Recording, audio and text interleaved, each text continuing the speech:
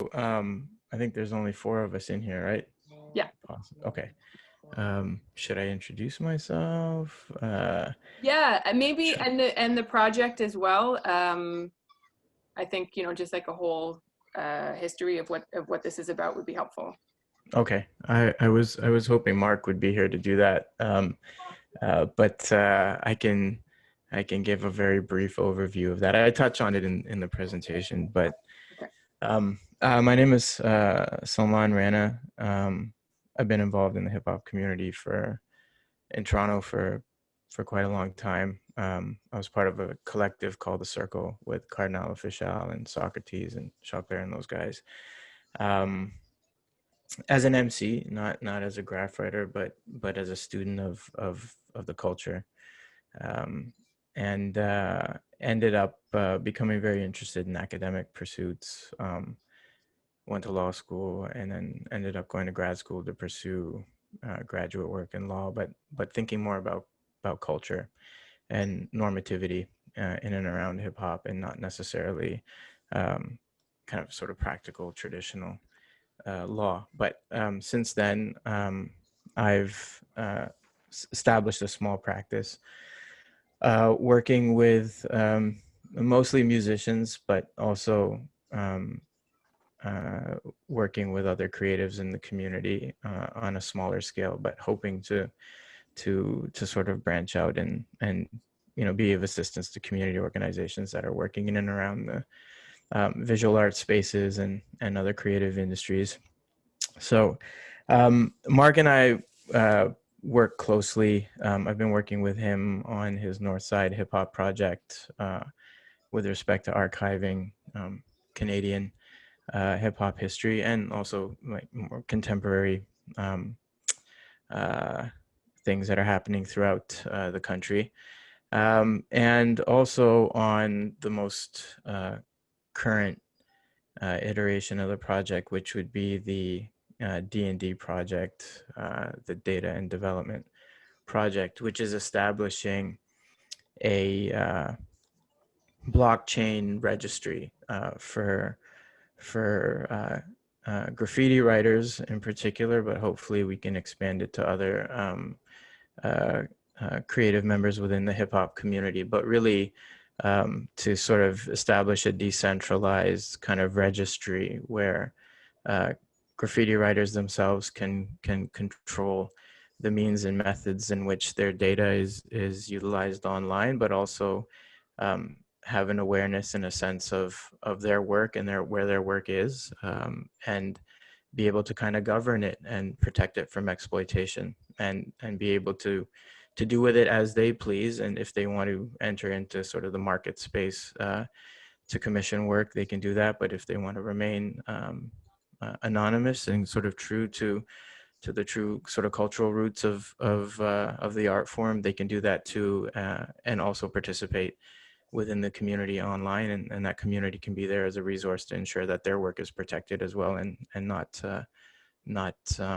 exploited by other big business interests or others who might feel that because it's on a wall somewhere, it's open for use. So that's sort of the basic kind of I guess description of the project. The more technical aspects of blockchain is still a bit of a mystery to me. I'm grappling with it and I'm trying to understand it. I've been doing a lot of reading, but I would rather defer to some of the people who are working on the back end. I'm not sure if there's another workshop where that's going to be presented during sort of the virtual festival. Um, but uh, but yeah, my presentation, I guess today, is more of I guess a practical presentation on just some basic copyright law um, principles and some tools that writers might want to keep in mind or be mindful of when thinking about maybe participating kind of in the art space market, or just be mindful of in instances where their rights have been infringed, where they might not want to participate in the market, but others have felt that or have taken liberties with their work. Um, I've done it I've written it, sorry, with a view to this being recorded and hopefully just being out there as a resource. And then what I can do afterwards is, which I should have done, but I've been swamped today with the kids at home and everything else. But just type up a quick resource page for people to sort of find resources that they can work through on their own, because a lot of this can be done in-house by the artists without having to retain a lawyer or anything like that. So there's a lot of this can be fairly accessible to the general creative community without having to defer to experts.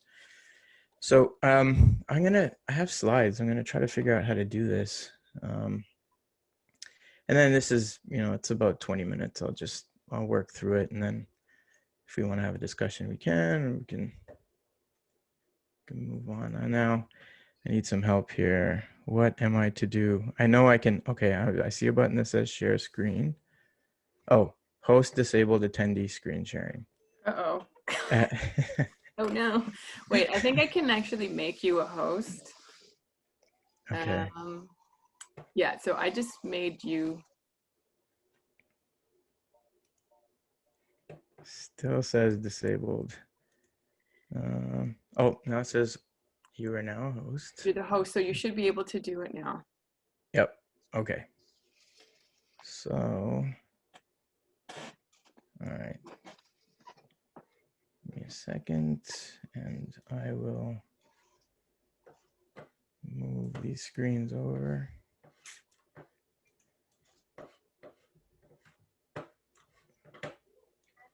Man, I'm so sorry. I'm so green when it comes to Zoom. Oh, this is the first time that I do this, so Okay. I'm figuring it out too. Yeah, you Right. do? Okay, so All right, I think I got it. So desktop one, share. Okay.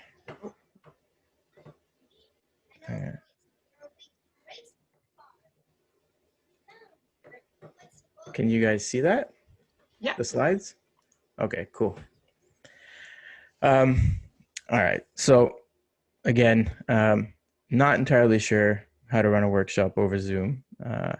So like I said, I've designed this as somewhat of a practical lecture with a view to leaving the participants or anybody who ends up downloading the file later with some basic tools to better understand how to protect their art, both virtually and in their everyday dealings with others in your capacity as graffiti writers and visual artists. I haven't prepared this presentation, like I said, again, as an academic or for an academic audience. So please keep that in mind if you find this all a little thin on theory. Um, Also, I do want to recognize that for many writers, participating formally as artists in the market or with ideas of kind of a state law in mind is not something that speaks to the original ethos of the culture. And I do recognize and acknowledge the culture's own methods, means, and systems of organizing, regulating, and governing participation, value, authenticity, and credibility. And having said that, where your work to be exploited without your consent, I'm hoping some of what is discussed here can give you a bit of a framework to make some informed choices.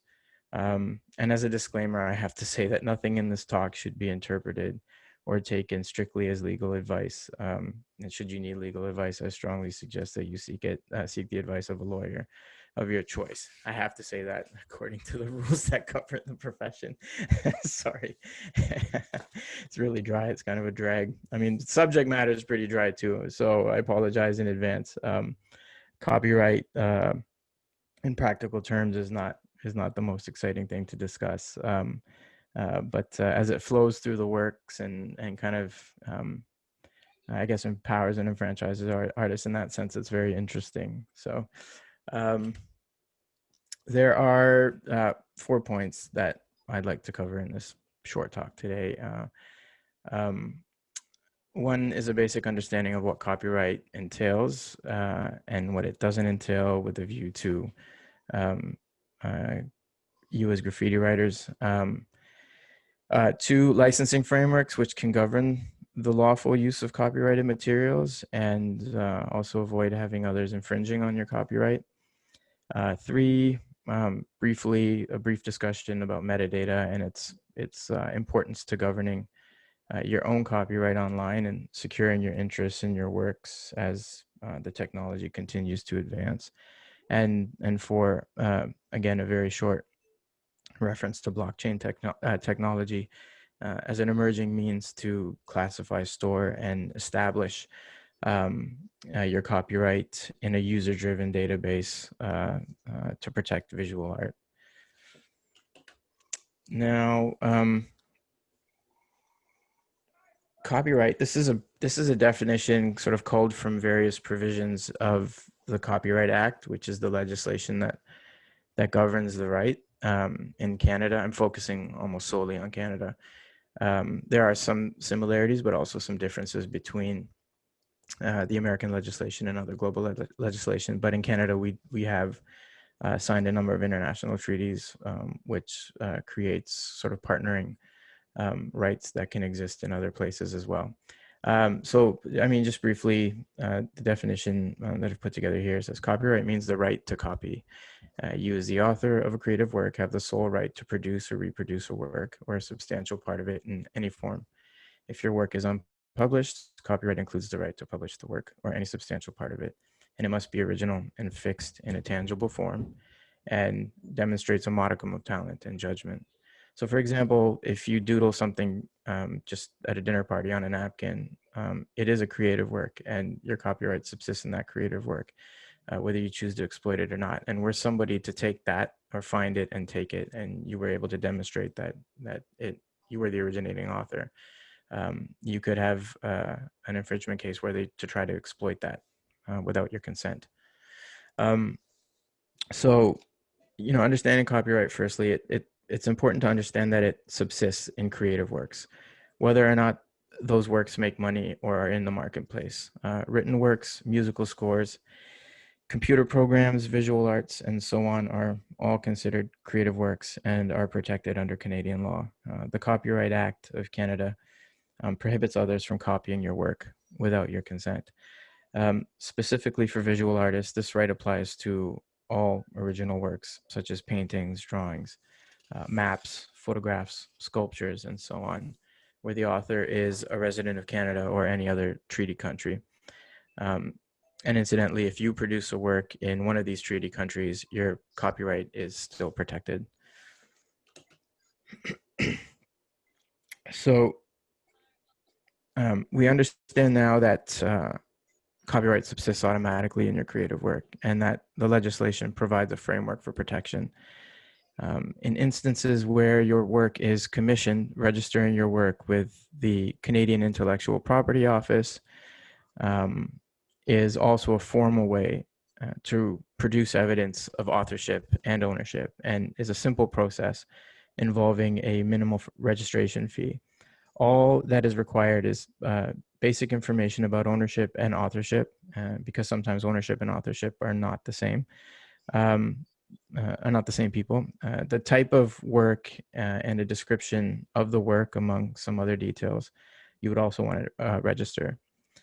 You don't actually register any copies or examples of your work, and the Intellectual Property Office doesn't police the use of copyrighted materials. It's simply a service for the author or the owner of the copyright to create an evidentiary trail of authorship and ownership to use in the prosecution of an infringement case or as evidence of ownership when entering the IP marketplace. Another means of proving authorship and ownership can include examples of use, so files, photos, and other forms of corroborating evidence. But this approach requires a certain level of organizational know-how and preparedness on the part of the author, and can prove to be more costly in instances of litigation. Later, we'll touch on metadata and how this can overcome some of the challenges of providing evidence of authorship outside of formal registration. Just as an aside, the Canadian Intellectual Property Office website is an incredible resource for, I guess, non-lawyers to understand every facet of intellectual property. They have a number of resources written in plain English that avoids legalese and makes some of these concepts very understandable. It's a useful website. Another important thing that Mark asked me to address this was to not confuse copyright with other forms of intellectual property. Copyright and trademark especially are often confused. Both are forms of intellectual property, along with other species of intellectual property, such as industrial designs and patents for scientific discoveries. However, where copyright protects the rights of authors and creatives, trademarks are the rights that subsist in a combination of words, sounds, or designs that are used to distinguish the goods and services of one person or organization from those of others. So in short, trademarking is about brand recognition. So for example, the word Adidas and the logo that accompanies that word, Adidas, and any catchphrases that they create for specific product lines are trademark protected in order to prevent another individual or company from using a similar word, design, or phrase in a way that would cause confusion in the marketplace over the goods being exploited by the rights holder.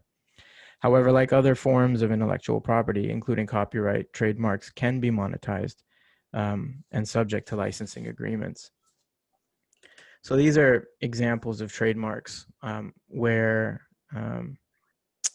as this presentation, for example, is or any, if you go out and you tag a wall tonight, you throw up a piece, those would be examples of copyrighted works of authorship. Now, these trademarks are also technically artistic works. They were designed by graphic designers, but one of the exceptions to authorship in the Copyright Act is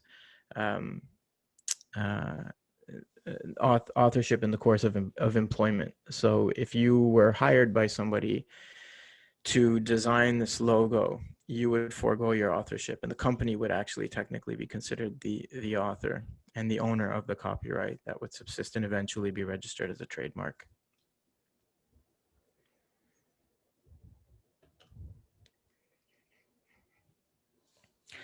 So copyright in relation to graffiti writers can sometimes create some misunderstandings. This is because outside of the space of commissioned work, many have simply assumed that because graffiti writers may paint without permission on property belonging to others, that their copyright in the works would be diminished or void. And this is a mistaken understanding. Now, while it creates tension with third-party property owners, traditional graffiti is considered a work within the meaning of the Copyright Act. And this is relying heavily on academic and legal interpretation. But unfortunately, in Canada, we do not have guidance from the Canadian courts on how this would be interpreted. So it's never been tested in that sense, or where we could rely on it as a precedent. So in theory, if a graffiti writer has met the conditions outlined earlier for copyright to subsist in the work, they can invoke their copyright to prevent third parties from infringing on their rights by copying, reproducing, or modifying their works without their authorization. The more difficult issue, however, is whether a graffiti writer can invoke these rights without first being the owner of the property that their work may be fixed on in instances of non-commissioned work. So for example, where a property owner decides themselves to exploit or distort the work. Now, while the artist could argue their moral rights were infringed on, the court would have to balance the interests of the property owner's rights as well. And the Copyright Act discusses moral rights as non-economic rights in the copyright. So the right to have the work attributed to yourself as the author, the right to be credited for it, and the right to not have your work used in a way that would diminish your reputation. So if it was used, perhaps, for example, in a scene in a movie that uh, was ethically questionable for you as the author, and based on your own principles and beliefs, for example, you could make a claim that your moral rights in the copyright were being infringed. If the work is commissioned, then the artist will have a stronger case in protecting their copyright against infringement and their moral rights in the work. But commissioned works will often also depend on the contractual agreements between the commissioning parties. And there are a number of cases where um, graffiti has been used in the backdrop of advertisements or television shows without the consent of the writers. These cases have mostly been settled out of court, and again, we don't get any interpretive guidance from the Canadian courts.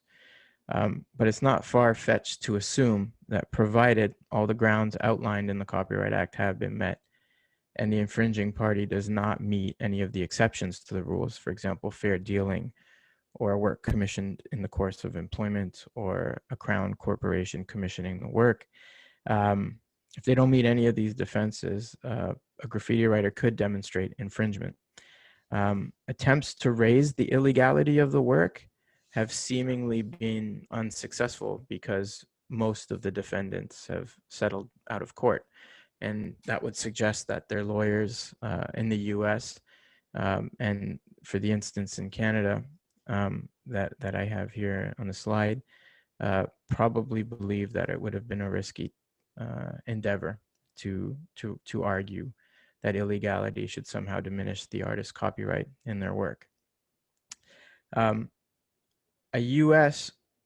Judgment in the matter of Cohen versus G&M Realty, which, I mean, for ease, we can call the 5 Points case, saw a court order a $6.7 million award, or $150,000 per work, in favor of graffiti writers that were renting studio space in 5 Points and converted the warehouse that the property owners wanted to repurpose.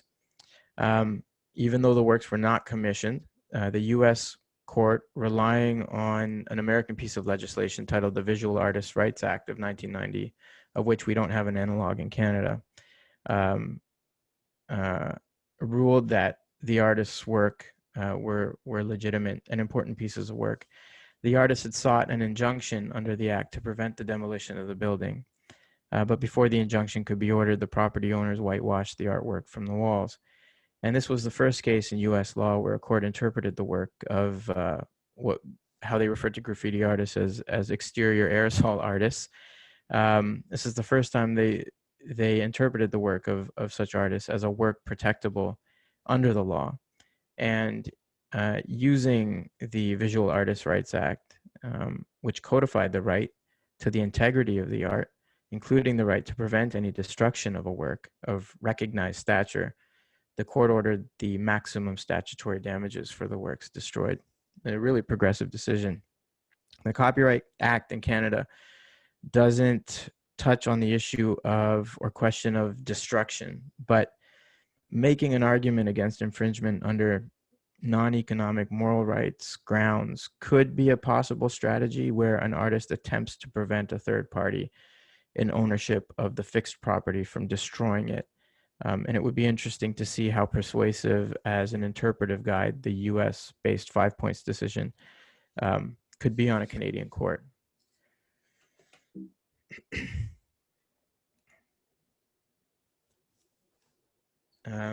So licensing agreements and contracts.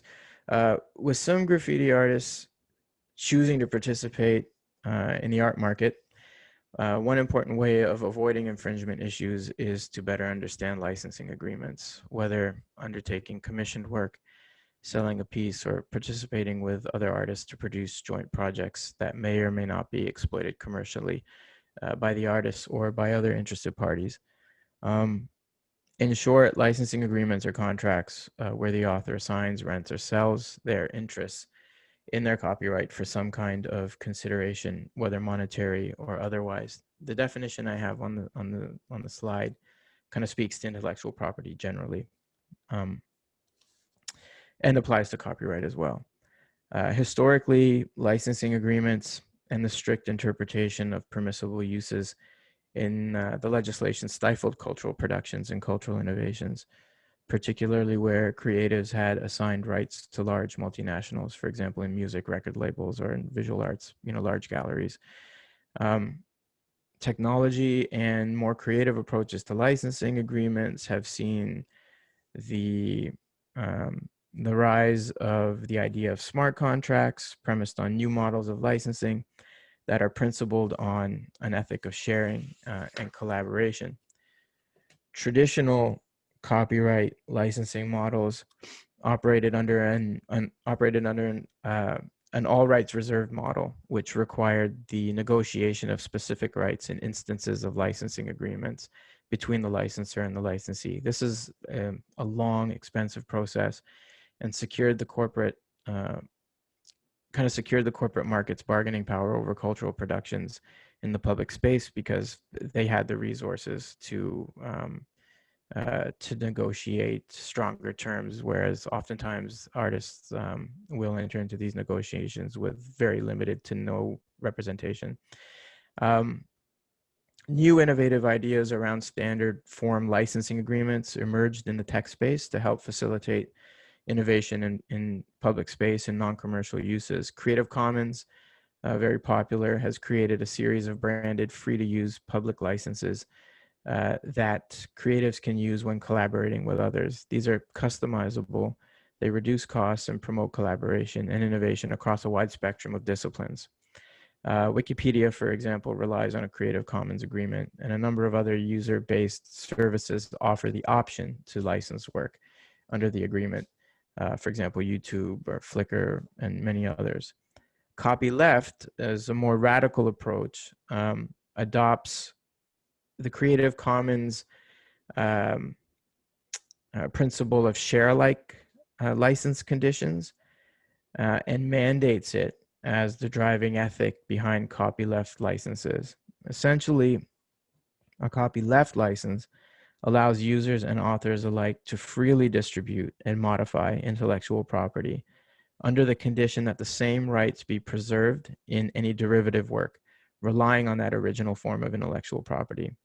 So like Creative Commons, the license can be customized, but maintenance of the free rights of distribution and modification rights are fundamental to a copyleft agreement. And without that, it's no longer a copyleft agreement.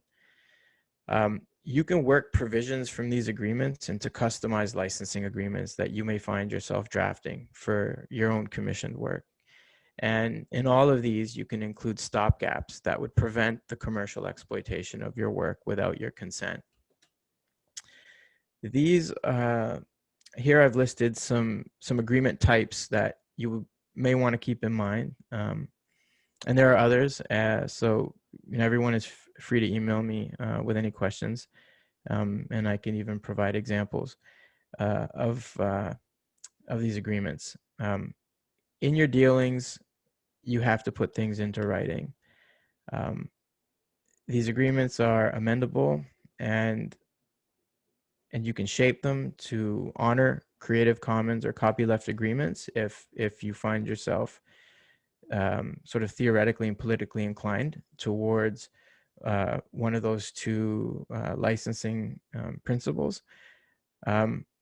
Or you can use provisions from either to craft an agreement that speaks to your intended outcomes and that are agreeable to the other party through negotiation.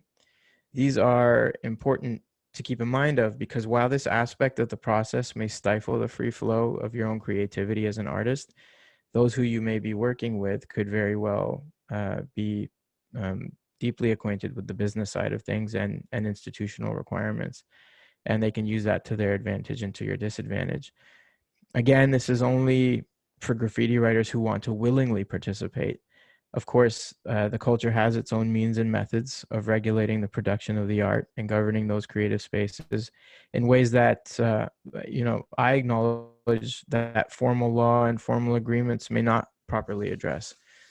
Um, Future uses will see the advent of smart contracts, which should streamline transactions between authors and users, but may limit the customizability of licensing agreements.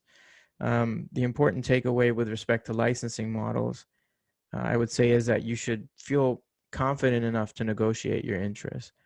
Licensing agreements are modeled around the needs of the contracting parties. So, for example, in Canada, um, there is no artist resale right royalty, um, unfortunately, and it's not mandated by the copyright legislation. So, if you sold a piece for $500, and the purchaser, who's now the owner of the piece, sold it 15 years later for $250,000, you as the author, the original maker of the work, would have no economic interest in that resale value. Policy proposals have been put forward by a number of organizations to mandate a 5% resale right royalty. But until then, this should be something that's negotiated in agreements between artists, and the commissioning parties who are buying their work.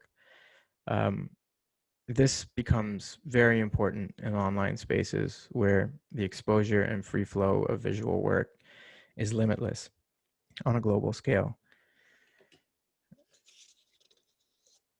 This is why metadata is so important. Metadata is data about data, and some of you may be a lot more familiar with this, so forgive me if I'm just repeating what you already know.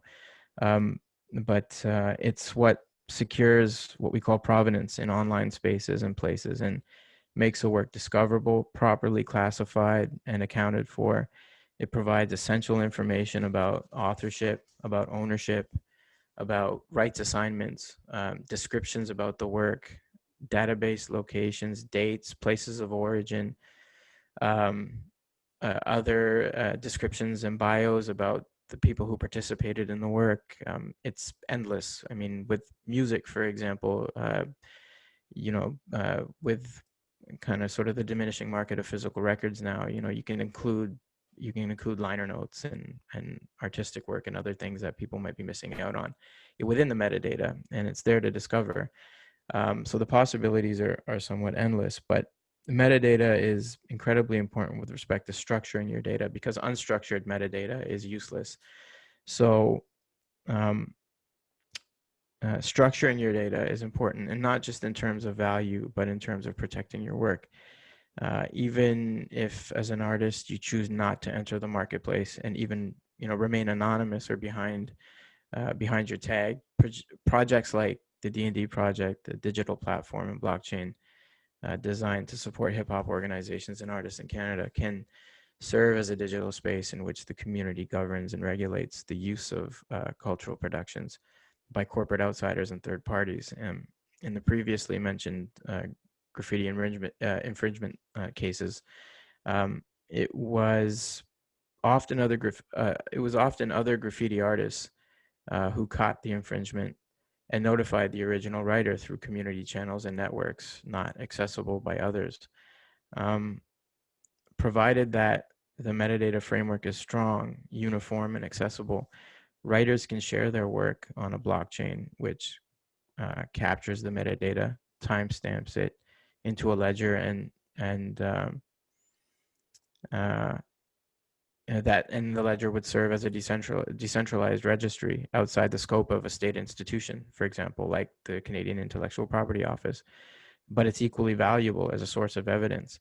And this is an exciting prospect for graffiti writers, for producers and MCs and others within the community, especially those who don't necessarily want to enter into more formal spaces.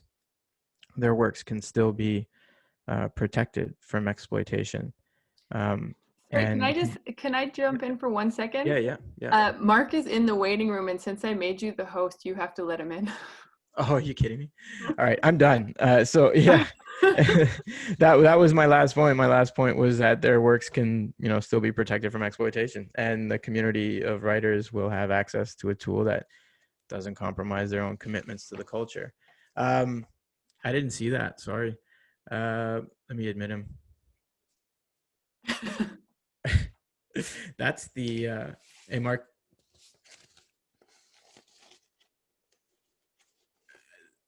I just I don't know if you're listening, Mark. If you're there, sorry.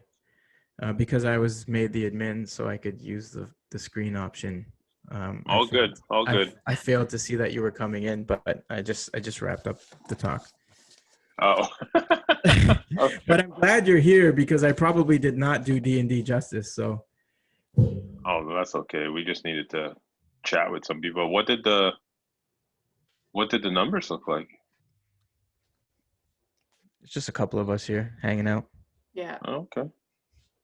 Okay. Yeah, I'm not sure if there was a problem with that Eventbrite link. I'm gonna have to go back and look at all of that. Sorry about that. Yeah, no worries. I got it. It came through on my phone in French. And then I kept clicking on the link and it wouldn't let me through for some reason. I don't know why. That's weird. But I just I told everyone at the beginning I am recording it, and as soon as this is finished, we're gonna put it up on our website, so it'll be playing there, and also on our YouTube page and wherever else, Vimeo. So Okay. yeah. All right. You have someone that's gonna edit, or you're Uh, editing? Well, I mean, we can. I think the idea is to get it up, tonight, just so that people who may have missed it or weren't able to access it can at least check in with it. And then if we want to Okay. shorten it after this weekend, when I have a bit more time, then Hmm. we'll do that. Cool. All right. Well, how's the festival going so far? Well, I mean, it's a learning process, like everything is different this year, and the things that are the same are also different. So, it's yeah, it's like it's exciting in some ways, and just a learning process. Are Yeah. people No. are people painting, or are they writing? Are they Yeah, outdoors? so Yeah. I mean, we have like we can do one wall at a time, basically, with the regulations as they are right now. So we've got some people starting tomorrow to do one wall.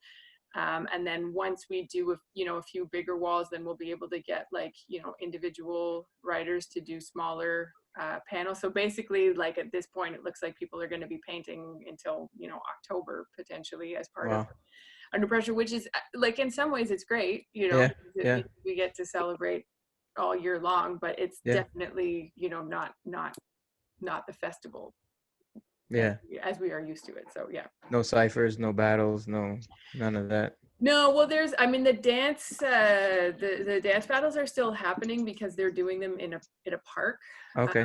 so that you're allowed to do. I mean, sort of like they have to be careful because they're not allowed to get a crowd of people. Yeah. But I mean, everyone's trying to do the best they can while still, being very careful and not really overly promoting things because you don't want a bunch of people coming out to see Yeah. your things. So Yeah. Man. Oh, yeah, no, I mean, it's a great festival, man. Like, I mean, like you said, like I mean, it's exciting that you can kind of prolong it and take it into October, but then there's so much that you have to negotiate now. Like, it's interesting. yeah, it's interesting. Yeah, sorry. What's like in Quebec? I don't know. Here in Ontario, we're in, like, I don't know what we call it, stage 3. What's the situation in Quebec? Like, are they using the same classifications? Like, I think they are. I think they're doing the same, like phase by phase. okay. I think I think that it's a little confusing what they're doing. Like they Mm, keep sort of making announcements that I think people are having a hard time following like which phase we're in and how yeah. these phases are kind of working, because they made an announcement yesterday that festivals of 250 people are now allowed to happen as of like tomorrow, I think. Hmm. but then Wow. there's still Wow. all of the, you know, like they still don't know what they're doing about school, and like it's just Yeah. it's a bit of a mess, frankly, you know. Yeah. So, Yeah. Yeah. Yeah. Yeah. so It's bizarre. yeah. Well, and then you know, because you're wearing, like, I'm wearing my festival organizer hat right now, but I have a 2.5-year-old son, and that, you know, like, Yeah. what do you do with your kids? Like, that's a Yeah. whole other Yeah. story, you know. So Yeah. Yeah. I got 3 of them at home, so trying to figure out what we're gonna do. yeah, right. Like that's So, that's just a lot of yeah. highly stressful conversations around like Yeah. what's happening. Yeah. Yeah. Man. Um. I don't know if I don't know if you have any questions for me, or if you want to just open it up to chat. um I'm down. well, I had one question. I'm not sure if other people wanted to jump in, or you can unmute your mics if you know, if you want, feel free. But just in the when you were giving the examples of graffiti writers who have, you know, kind of been gone to legal battles, I guess, for their work, you didn't mention the copyright Chevrolet under pressure Yeah. legal So battle. yeah, you know what? Wait, did I? No, I mentioned GM. I think that was what I was trying to get at, but I there was gonna be things I missed. I was banging this out today. I'm Oh, sorry. you no, not, and not because we like need to talk about us, but it's just it's interesting because, like, I think it was the first one that really, like, in Canada, that was, you know, sort of talking about these kinds of intellectual property Yeah, laws. And it feels like if the scan case was in 2014, ours was in 2011, and it seems like yeah, not much has really moved forward, I yeah, guess, in terms of like laws. Like nothing seems to have really changed much. yeah. It's because it hasn't gone to court. Like if we had some clear guidance, if these things weren't settled, Hmm. um, and we had, uh, and it's, I mean, it's crazy as for me as a hip hop head to sit here and to think that, you know, we don't have guidance from a judge who's going to interpret these things, who may not necessarily understand the sort of cultural flow and the importance of these things. But at at the common law level, that's where you can get something concrete that you can rely on, right? And until that point, um, it's a crapshoot. Like if something comes up, you file an action, and um, in most cases, though, I would suggest that, like, I think that the writers had the stronger case because um, uh, the uh, the infringing parties off they settle. It's not the writers that are offering to settle. It's the infringing parties that are offering to settle. So they clearly, you know, their lawyers, who were probably experts in intellectual property, were looking at the evidence and saying, look, this is a risk to take to trial, and we should end this early. Um, so unfortunately, you know, we haven't had what we would call a test case go all the way um, to court, or to, you know, what you hope for is that these things go to an appellate court, with a court that has more force and more power to rule some decisively, which can provide the community and society, and then legislatures also, with direction and predictability on how these things would work out. So that's the downside. But that's what makes the American case so interesting with 5 points, because you did have a judicial ruling under a particular act, that, you know, an act that its originating purpose was to protect the integrity of artists, and you have a court ruling that uh, non-sanctioned, non-commissioned uh, um, pieces of work done by graffiti writers has validity, and actually improved the surrounding society. It made 5 points a hub for creativity and innovation, and they were linking these things essentially to the art form, right? So, um, you know, if ever a case were to finally make it to a Canadian court, in any of the provinces, I would imagine that case would be somewhat persuasive. Like we can't rely on it because it's not it's not a Canadian decision, so it can't act as a precedent. But I would think that any kind of discerning judge or researcher working with the judge would bring that case up and rely on it for some guidance. So in that sense, as a lawyer, if something like this were ever to come to me, I would definitely look at that decision for some guidance. So again, there's some academic writing on it, but there could be better academic writing on it. And part of the reason that there isn't is because a lot of the people writing in IP spaces are not necessarily in tune with these communities, or sort of, I guess, the cultural value that's there. And so they're looking at it strictly from an intellectual property perspective, which doesn't make it as relevant for the rest of us. So yeah, but I apologize for missing that. You're right. I mean, I can't even believe it's crazy. No, and I don't, like, as you're saying that, that's not the point of. No, I know, but I'm like everybody. I'm like a self-punishing academic / lawyer, and I'm like, damn it, how did I miss that? I fail. So yeah. Anyways. Well, and I also, so I mean, I'll just keep talking because I find this stuff is very interesting, but there was something that you said, and I was taking notes, but I can't remember exactly, but like, in terms of copyright, is there a way, or are people thinking around the idea of graffiti writers, that want to pursue this, but still have a need to protect their, like, government identities? Like, is that something that is being considered as well, or is there a way to even do that? Yeah, there is a way. You can. The only problem is that you have, so you can remain anonymous if you register with the Canadian Intellectual Property Office. However, you have to provide a mailing address. So and a PO box is probably not admissible, but if you had some type of business address, perhaps. But again, it's very difficult to remain totally in the shadows, but you don't have to provide your government name.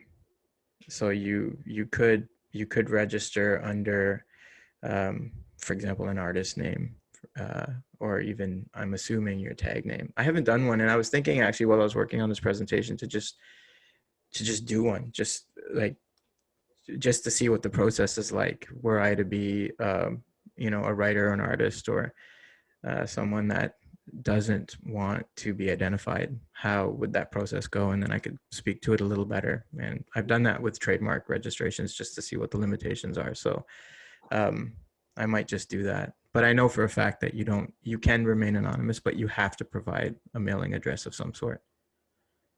Okay.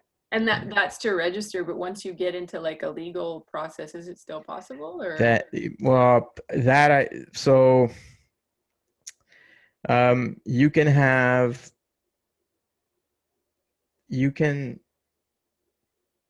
That's difficult, because if you were to bring an action,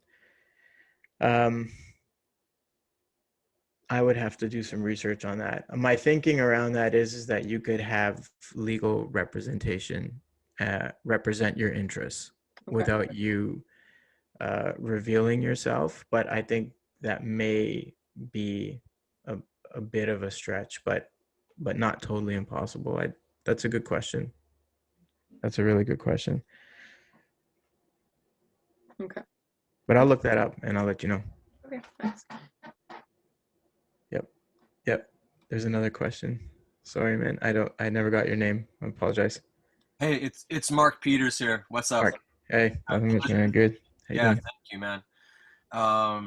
Yeah, that's just got me thinking that I just, for the record, I'm kind of like you. I'm not a writer. I'm something of a b-boy / academic too. Yeah. But I come from a fine arts background, Yeah. And I know that there's been a push. This is not a legal thing per se about copyright, but just more generally speaking, I've posted or reposted stuff recently on Facebook coming through my friends in that world. And it really seems like there's a growing push for contemporary fine artists who do, politically active work to be seeking the same type of anonymity, Yeah. even when they're presenting in museum level galleries and the like, because their work is, especially in not here per se, but in other countries where things are more tumultuous. Yeah. They're looking for that type of protection. Yeah. But I gotta think like that's a tough call if you have, the authorities or whatever agencies hunting you down, looking, to place culpability, any type of paper trail, that mailing address, anything is going to be something for investigators to get a piece of you. Right. So, that all seems like very, still like precarious stuff. And it really speaks to your caveat about, all of this stuff not necessarily being able to address like the fundamental core philosophies of the culture, which is completely outside of legal norms and the like. So I'm with Melissa. This is intriguing stuff, to say the least. And, but definitely warranted, and it's needed. I mean, just think if if we had 20, 30, or 40 of the last however many years since folks have been doing this and creating the culture, if all of those youngins had this type of experience or knowledge going in, it would be a different scene altogether right now. And I do recall that case with Chevy too, because I was teaching at Concordia when Sterling came through as a guest lecturer, and I learned about it then. And I was, at the same time, I was teaching, or presenting to my students, not legal cases, but more moral cases where corporations were ripping off the culture, for their own ends. And so it's such a bigger picture. There's a legal issue, but more importantly for me, it's about how do we prevent the culture from being diluted by corporate interests, or even just by consumers who don't get it from the source and the like. That's the tension. That's often the tension, because within the culture, that's what my interests were in some of my academic work was kind of the normative traditions within the culture, like informal rulemaking among hip-hop heads, sort of the unwritten rules that we abide by through just our fidelity to the culture, our love for it, and our need to preserve it and protect it. And oftentimes that can come into tension with formal, sort of state law, through whether it's business interests, whether it's, police surveillance, whether it's government kind of use or misuse or exploitation or appropriation of the culture for their ends. The U.S. State Department using hip hop to promote American interests in other parts of the world and other things like that. So there's a lot of tension around this. Sure. Yeah. And at the same time, from the beginning, in the 70s and 80s, a lot of those graph writers got pulled into the fine art world and, went from walls to canvases overnight. And there was a lot of money going around, still is like that. So it's really, really pertinent, important stuff, especially for those, just getting started, to know their fucking rights. As begin. I want to ask too, just to pick your brains a bit, because the copyright business does, I think quite clearly bracket works where there is some type of artifact, but how does that account for works like performative things, where there's not necessarily a concrete, object to be identified as the No, work. Or performances are protected under the act. okay, so that's Yeah. interesting. Yeah. I ask this because there are so many works, especially on the periphery or the like the fringes of performative or conceptualist work that are not typically accepted as art, Right. and so that there's another like question for me there too, like No, it's protected under the act. If you shoot me an email, I can send you some literature yeah, on okay, that. that sounds Yeah. interesting. I mean, Yeah. Yeah.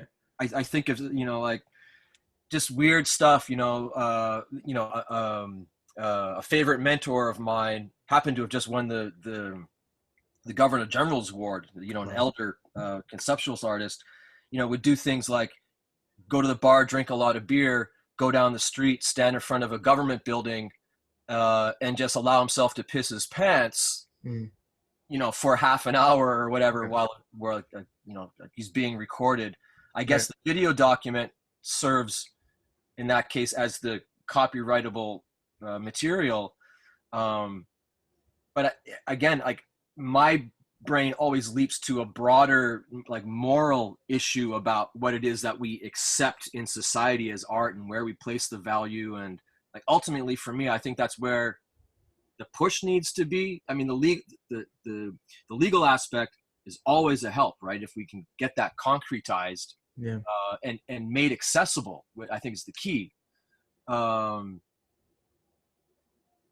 But that being said, there's a broader issue of how it is that society in general, let alone judges or whomever, juries, value what it is that we do as artists.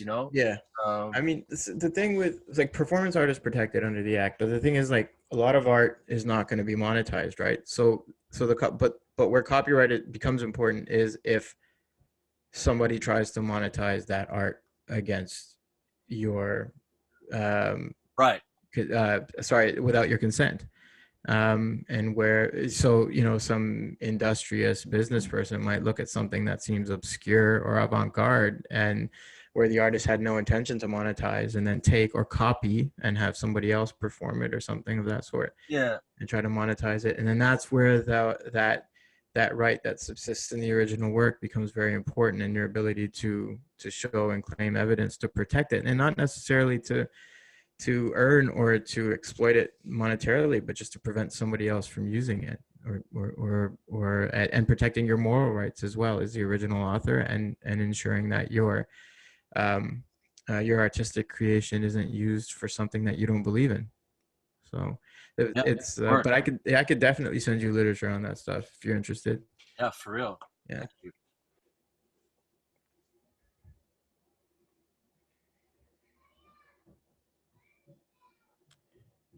I don't know if your mic is picking up my kids screaming upstairs. I don't know what they're doing.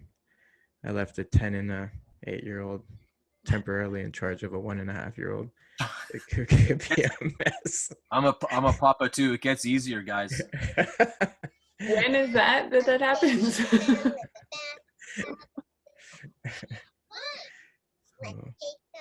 Well, I mean, I really appreciate your time, and I think this is really, really interesting, and I'm happy to be able to, put this out in our network and to continue talking about it, throughout the year, because I think that that's what, my hope is too with this now, is that it's a conversation that I would like to keep going throughout the year, so that when Under Pressure happens in 2021, God willing, that that we'll be ready with like information. Everyone will have the conceptual framework to really be able to see the app that's being developed and know how it can be useful and like meaningful to them, because I think that Under Pressure takes really seriously the protection of artists, and so I think that if we can really continue working on that all year long, that by next year it'll be really great.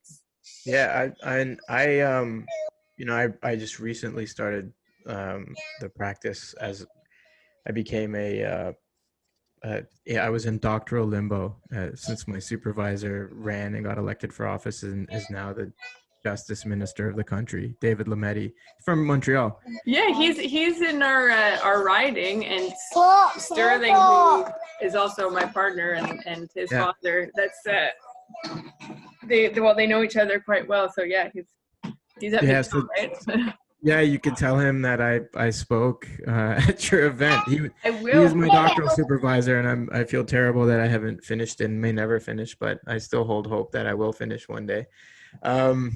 But yeah, it's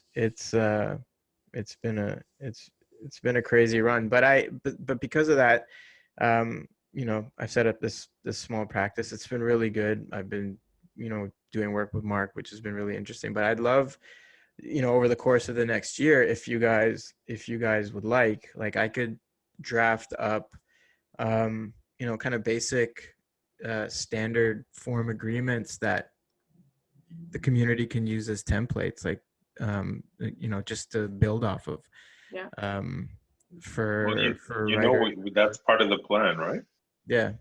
The I'm plan down to do is, that. Melissa, to have all that stuff on Northside Hip Hop. We built the pages and all that, Great. and we're just in the middle of cutting some videos. But this is not for this conversation, but our conversation needs to be about how do we transfer everything that we're doing and get it into the hands of a francophone person, to make sure that all of our work is bilingual. And at least after this festival, we'll have a whole year, Melissa, to work on that piece and more. Yeah. Because Yeah. I don't want to put it out with just English. Right. At worst, we'll have French subtitles, but we have to finally get some francophone legal help. Right. And one of our partners, as of this year, is the French consulate. So I think that like that kind of translation work is really essential. Not only for the Quebec context, because obviously we're a francophone province here, but also for the connections that this province has with France as well, which seem to be very, very strong, or they are very strong. So yeah, I think that would be really great. Yeah, we'll work on more. I mean, there's lots more to discuss. Just letting you guys know that that's For sure. part of the Well, plan. And I would actually really love to propose, like this is just an idea, but propose somehow a talk, maybe with Salman and Sterling, and just sort of like because I think that the conversation around Chevrolet case, we got a lot of media coverage, but I don't think that in terms of the actual legality and what went on there and what kind of happened afterwards, I guess. It feels like a lot of that is still kind of mysterious to a lot of people. So it feels like it would be great to have someone who actually, really knows the laws and could host a great conversation. Melissa, what were the outcomes? That was outside of my purview. I just remember, Sterling presenting the case, in class to us. It was very enlightening. But everyone was very much in the thick of it still, and I was never privy to what took place in the end. So they settled out of court. They compensated the artists that ended up in that commercial. So the artwork that was shown. Everybody? Yeah, everyone. Not all the same amount. Sure. Artists all received financial compensation. And those were all that was all sanctioned walls, right? That was during the festival. Those were our walls. Right. But what Salman is saying is that the same rules would apply even if the writers put the work up illegally. Yeah, exactly. Yeah. It's just, I think it worked in our case in the sense that we had it documented, right? Sure. So, yeah. They couldn't try the illegality defense because it was commissioned work. Whereas in other cases, they've raised those issues, but then they ultimately settled out of court because it was tenuous. They didn't think that, a court would necessarily interpret that in their favor. Was there a publication ban with the settlement? Is he allowed to talk about it publicly? about the Well, he details? does. I mean, Okay. Yeah. Nice. Sterling does a lot. That's sort of what Okay. he wants. I don't. It's a good question. That like he does talk about it publicly. He will when he speaks in schools and that kind of thing. He will Okay. definitely say the outcome. Okay. So I don't. I mean, if there was an actual like ban, I don't think he would do that. But that the thing is, I just don't feel like any of that, got any type of publicity. Like once the whole thing, hit the media and that was the scandal or whatever, like the shock. And then, after a while, like it just, nobody followed through, I guess, with finding out what ended up happening. So, Yeah, had it gone to court and had a judge, you know, made a clear interpretation of the law in favor of the graffiti writers and made a statement about the value of the art and so on and so forth and whatnot, then it would have been, you probably would have had people writing books about it. But that's the only problem when things get settled out of court, right? There's no common law direction in that sense. yeah. At that point, it becomes it's it's an economic sort of decision to end at a certain point. But and I understand why people do it, because it's expensive to carry litigation, and oftentimes, it works out in the favor. For example, in this situation, the artist getting compensated, which is important. So, but eventually, like in the U.S. case, there will be a test case, I think, that goes forward, and then we'll get some clear sort of direction from the courts, Yeah. hopefully in favor of the artists, which would kind of sort of create a clear mandate, and then think of accountability measures that corporations would have to be very careful with when thinking about exploiting they feel video on exploitable. the walker. Hang on.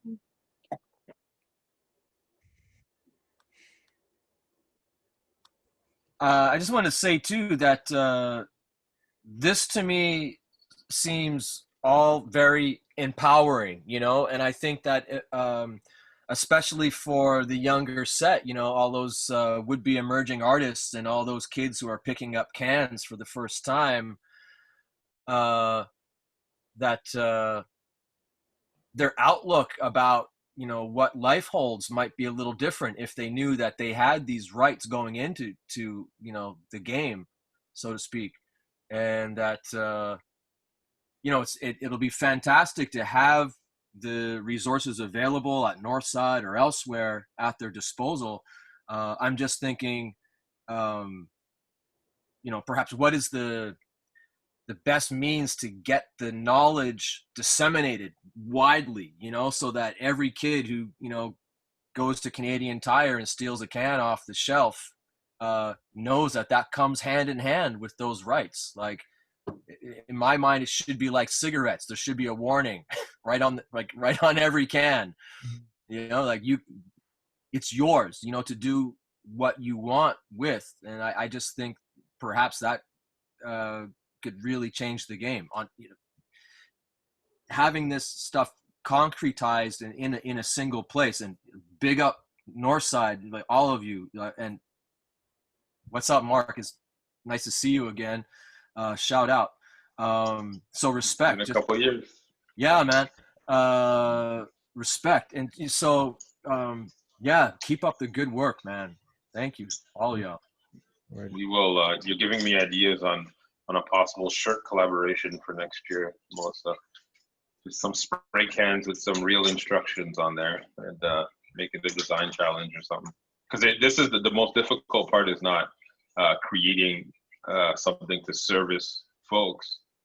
The most difficult part is the public education piece, and finding the right forum and the right language and the right timing to get people in the know. And maybe, we haven't, I don't think we found the right venue or avenue, I should say, just yet. I do think it's going to come through clothing, design, something that's, part of the culture already. Yeah. But right now we're trying to do the best we can with the whole COVID situation. And I think there's a lot of work we could do, Melissa. Yeah, no, definitely. This new reality has kind of changed and shifted a lot of things, but I think there's new avenues to be explored, and I mean it's really important. It's really important stuff, So I feel like it's going to be a really interesting year for us in terms of discovering just and creating new spaces, you know, for people. And but I mean, I think that's part of, you know, like part of our challenge is to think through that. But yeah, there's a lot that can and that should be down and done. Sorry. But I also like this idea of t-shirt or stickers, you know, like those would make really good stickers. Yeah, Yeah, that's a dope we idea. can figure that piece out. That's a dope idea. You know, a zillion stickers could be printed and just like put everywhere where graffiti could ever be put up and is put up, you know, as an awareness campaign, you know. Get the Yeah. army out there. And I don't know, I mean, I'm reaching here, but it seems really important. Yeah. And a really good step, I think. Yeah. Big up. Thank you. Next year, this time we'll have something. We'll have some new steps, some new advice, some new public information. No doubt. All right. Good. Thank you, Melissa, for making this all happen. I mean, thank you guys for your time and thank you for the presentation. And I mean, I look forward to keeping this kind of going, and I would really like to organize that talk, you know, with Sterling, and whether we, you know, like if we try a Zoom thing again or if we try it in a different way. I think that would be a very interesting kind of conversation, and I think it would be relevant to the Montreal context anyway, because that's something that even though it was in 2011, a lot of people still remember that was like a big thing here. Yeah. Well, 2021 will be a 10-year anniversary of that moment, right? That's true. So I mean, you guys have a platform to organize, like an oral history or you know, just telling the world what, you know, in your own words, what happened. Yeah, that's true. Wow, that was 10 years ago. Okay. Yeah, 10 years ago. But yeah, I think it should be an important part of your, even the build up to 26 or the real 25, whatever you call it. That's it. You know. 25/26. Yeah. Okay, well, I'm going to stop the recording.